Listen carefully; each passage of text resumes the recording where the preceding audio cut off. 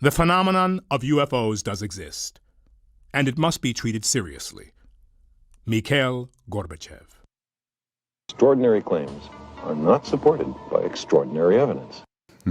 It's always asked, where's the evidence or where's the beef on the UFO issue? In fact, we have so much evidence that Dr. J. Allen Hynek, who was in charge of Project Blue Book for the Air Force, stated that it's an embarrassment of riches. We have so much. I'm Richard Doty. I was assigned as a special agent with the Air Force Office of Special Investigations at Callahan Air Force Base. I was a counterintelligence officer at the base. During my time there, my first few months there, I was briefed into a special access program involving the U.S. government's investigation and contacts with extraterrestrial, the visitation of these extraterrestrials to Earth. I can assure you that flying saucers, given that they exist, are not constructed by any power on Earth. President Harry S. Truman. And it started out with a crash at Roswell. Headline edition, July 8, 1947. The Army Air Forces has announced that a flying disc has been found and is now in the possession of the Army. Army officers say the missile, found sometime last week, has been inspected at Roswell, New Mexico, and sent to Wright Field, Ohio, for further inspection. Roswell's almost become a joke because there's so much myth and narrative around it. But if you look at the Guy Hotel document, it was a field agent sent to J. Edgar Hoover. 3 so-called flying saucers had been recovered in New Mexico. Each one was occupied by 3 bodies of human shape, but only 3 feet tall. It's become the #1 document viewed on the FBI website after we released this. Now, the craft was more or less an oval or egg-shaped craft. It wasn't saucer-shaped. That particular craft, there were some problems with, #1, getting it on the flatbed to take it up to Area 51. The interior craft was, it didn't have any actual levers or flight control systems that we would identify as a flight control system. But they eventually, I think, over some time, figured it out. And it was done all by hands. The creatures would put their hands on controls, and they'd have this headset on, and this headset would somehow control or help them control the aircraft. Well, they did discuss the fact that there were bodies. Extraterrestrial bodies, yes. The creatures were about 4 foot. Some of the creatures were mangled, were heavily injured, and their bodies were torn apart. There were 4 aliens aboard that thing, and those aliens went to Los Alamos.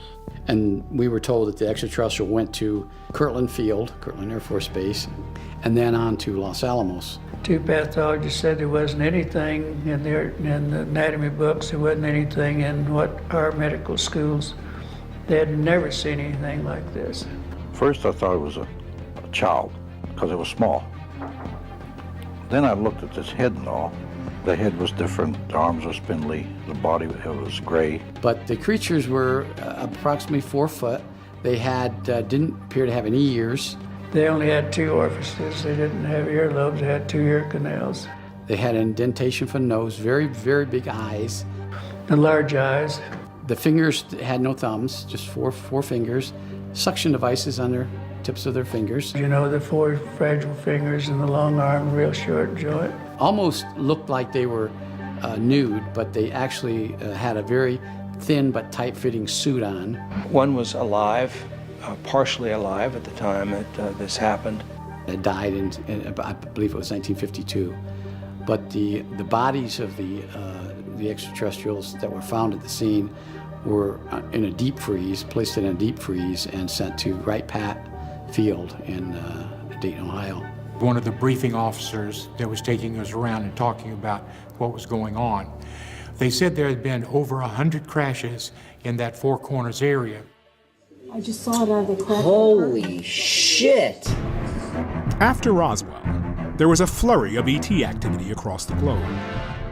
Dr. Greer spent 8 years trying to persuade members of Congress and other high-level government officials in the intelligence community to disclose what was happening, but to no avail. So in 2001, he formed the Disclosure Project.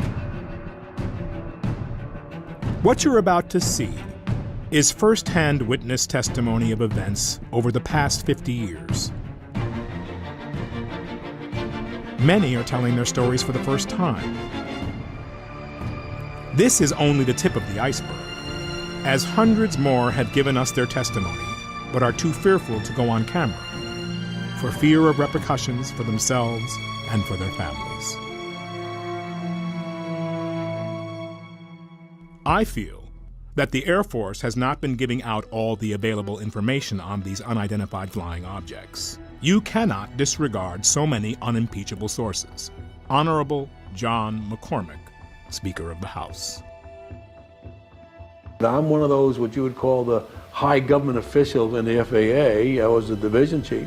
I was only 3 or 4 down from the Admiral. The way it started is Japanese airline 747 was coming from the northwest going across the Alaskan territory. So his radar is picking up a target. He sees this target with his eye, and the target, the way he described it, was a huge ball with lights running around it, 4 times as big as a 747. The Japanese pilot would say he's now at 11 o'clock, he's now at 1 o'clock, he's now at 3 o'clock. When he would say that, the military guy would cut in and say he's now at 2 o'clock or 3 o'clock, and he would confirm the position. He said this is the first time they ever had 30 minutes of radar data on a UFO, and they're all itching to get their hands into the data. And if they come out and told the American public that they ran into a UFO out there, it would cause panic across the country, so therefore you can't talk about it. And they're taking all this data. And I had the pilot's report that came through, and I had the FAA's first report that was all downstairs on my table. They didn't ask for that, so I didn't give it to them.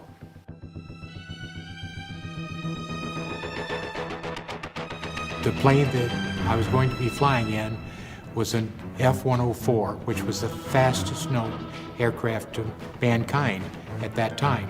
So we're flying down the Rhine River, we're up at high altitude, and about that time, I spot a bogey at about 10 o'clock over here. I don't recognize the craft. I said, "Bogey, 10 o'clock." And the captain looked over there and said, "Well, let's find out." So he kicked it into afterburner, and we went after that, and it disappeared just like that. He says, "Please, whatever you do, do not say anything about this encounter. It will get me in much trouble." So that was my first introduction to cover up.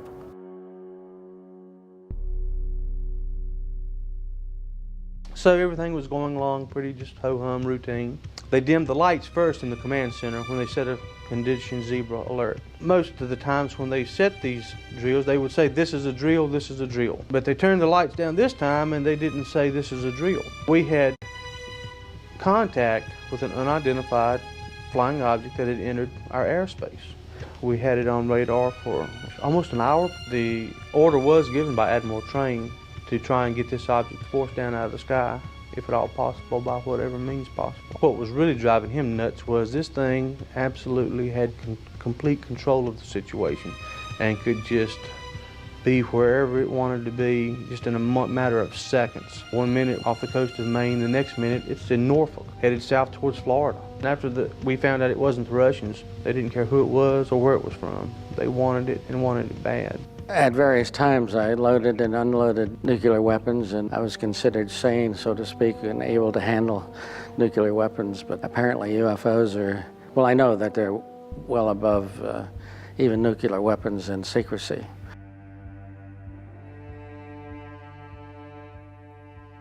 One particular night, we just finished our refueling mission. London Control called us and asked us if we would intercept a UFO over the center of England, roughly in the Stonehenge, Oxford area. We're up at 33,000 feet, and the UFO was down at about 1,000 feet. We dove on it. Eventually we got up to close to it, and we could see what looked like a cruise ship out at sea with all the lights and everything. Got about a mile from it, and it went up into space. London Control said, "You can continue on with your mission." Apparently, Prince Philip felt it was very important. We were invited to dinner at the Officers Club where he was the speaker, and he knew all about the fact that we had chased the UFO. He kind of made me a believer in a sense. I had seen them personally, of course, before that, but when someone of his stature indicates that they're real and probably from another planet, it's very convincing. I believe that these ET vehicles and their crews are visiting this planet from other planets, which obviously are a little more technically advanced than we are here on Earth. Astronaut Gordon Cooper. We should go boldly where man has not gone before. Fly by the comets, visit asteroids, visit the moon of Mars. There's a monolith there, a very unusual structure on this little potato-shaped object that goes around Mars once in 7 hours. When people find out about that, they're going to say, who put that there? Who put that there? Dr. Greer has been around people with top-secret clearance his whole life. His uncle helped to design the original lunar module that put the first men on the moon. In 1961, President Kennedy challenged NASA to put Americans in space and on the moon by the end of the decade. Because that challenge is one that we're willing to accept, one we are unwilling to postpone, and one we intend to win. The Disclosure Project archives includes testimony from extraordinary individuals who were part of this great effort to explore outer space, including astronauts Gordon Cooper and Dr. Edgar Mitchel, the sixth man to walk on the moon. Yes, there have been ET visitation, there have been crashed craft, there have been material and bodies recovered, and there is some group of people somewhere that may or may not be associated with government at this point, but certainly were at one time, that have this knowledge and have been attempting to conceal this knowledge. We walked over to one side of the lab and he said, by the way, we've discovered a base on the back side of the moon. And I said, whose? What do you mean, whose? Well, let's see, where's that district again? Yeah. Probably worth mentioning. Okay.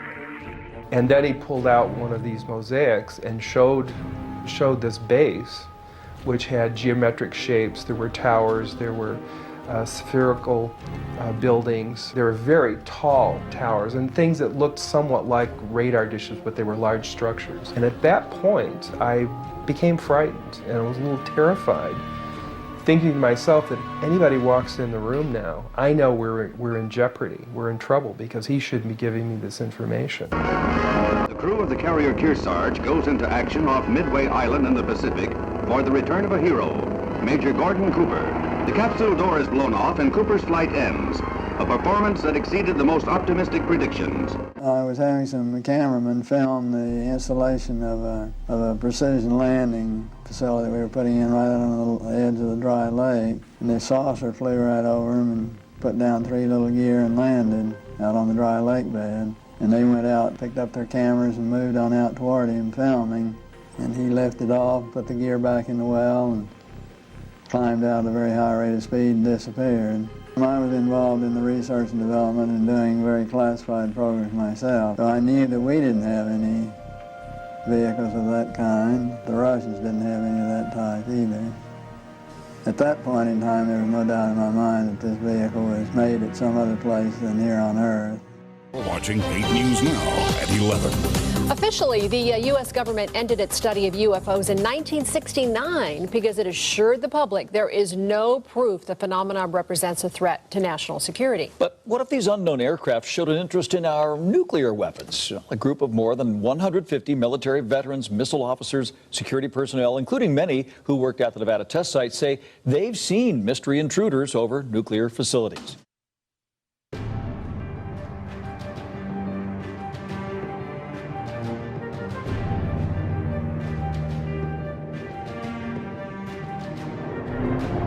In advancing this concept, Vandenberg Air Force Base, California, has become the first aerospace operations center of the Air Force.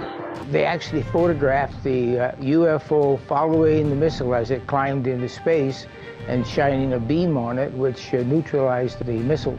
It flew into the frame like this, and it shot a beam of light at the warhead, which is represented by my thumb here. So this thing fires a beam of light at the warhead, hits it, And then this thing flies up like this, fires another beam of light, goes around like this, fires another beam of light, goes down like this, fires another beam of light, and then flies out the way it came in. And the warhead tumbles out of outer space. Now when the lights came on, Major Mansman turned around and looked at me and said, "Were you guys screwing around up there?" And I said, "No, sir." And he said, "What was that?" And I said, "It looks to me like we got a UFO." The idea of any explosion in space by any Earth government was not acceptable to the extraterrestrials, and that has been demonstrated over and over. How is that demonstrated? By the destruction of any nuclear weapons sent into space. It was early in the morning.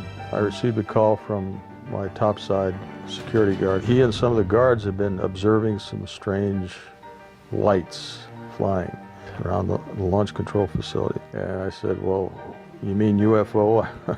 I think I used that word. He didn't know what they were, but they were lights that were flying around. I just kind of shook my head and just said, "Well, call me if anything more important than that happens." He calls back, and this time he's very frightened. I can tell by the tone of his voice, he's very shook up, and said, "Sir, there's a glowing red object hovering right outside the front gate." And as I was relating this to him, our missiles started shutting down one by one. The Air Force did an extensive investigation of the entire incident and was not able to come up with a probable cause for the shutdowns. The missiles are not connected to each other. Having a fault at one site would not affect missiles at another location. Assuming that they've always been there, but what caused this great interest in us, this large incursion after 47? And I remember he thought for a moment, he said, "Well, obviously, the atom bomb." A 1.5 stage, 132-ton ballistic device, now fully operational after an evolutionary background of more than 50 years of powered flight. Roswell was not the beginning. It was a turning point. We just dropped 2 bombs on a country. We had a test of that bomb a few months earlier, or a few weeks earlier in New Mexico. This probably was observed by these aliens somewhere, whether they were doing reconnaissance back then or how they ever figured it out. So they came here to observe and try to figure out what the heck was that. At the time of the crash, shortly after the detonation of the first atomic weapons, Roswell was the only nuclear-armed squadron in the world. If you accept the multidimensional theory, it's highly likely that we've done a hell of a lot of damage. In somebody else's world, they might have even done more damage there than we did here. The underlying theme that connects most of the Disclosure Project case files is the fact that these close encounters tend to occur near our nuclear facilities, suggesting that these visitors are deeply concerned with our hostility and the existential threat that we pose to ourselves and others once we learned to split the atom.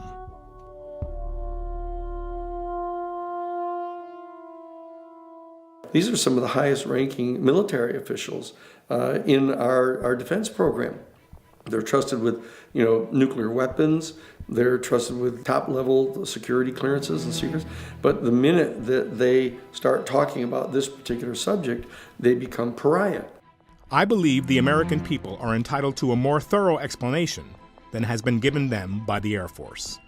I think we owe it to the people to establish credibility regarding UFOs and to produce the greatest possible enlightenment of the subject. Former President Gerald Ford. I am prepared to state that I have been at locations where craft of unknown origin that did not originate on the face of this planet was there. I am prepared to state that while I was there, we saw living, dead bodies of entities that were not born on this planet. I am prepared to state that we had what they referred to as interfacing with those entities. Never is there any compelling physical evidence. The question is, who are people like Carl Sagan? And before him, Professor Donald Menzel. It turns out that Sagan in his early career, actually spoke and wrote about UFOs in a way that was affirmative, that it was legitimate. After he was threatened by the intelligence community and blackmailed, he then began to debunk the issue. Skepticism is very healthy, and I'm a big skeptic about more than 90% of the information out there on the subject, which the public needs to be skeptical. However, skepticism is not just blindly denying everything that's legitimate. For example, we have 3,500 cases where extraterrestrial vehicles have landed and left physical traces. We have 4,000 cases where they have been tracked on radar and seen by pilots. We have an enormous amount of photo and video evidence and physical evidence. And in our last project, brought out an actual body that is most likely not of human origin. So the question becomes, what is the metric for the evidence? Well, the evidence is actually overwhelming. There's more evidence for UFOs than there are for black holes, most of the theories in astrophysics, most of the evidence for most of the medicines you take. I'm speaking now as a trauma doctor. And yet, we have this blockage in the mainstream media and scientific establishment saying, where is the evidence? Of course, flying saucers are real, and they are interplanetary. Air Chief Marshal Lord Dowding.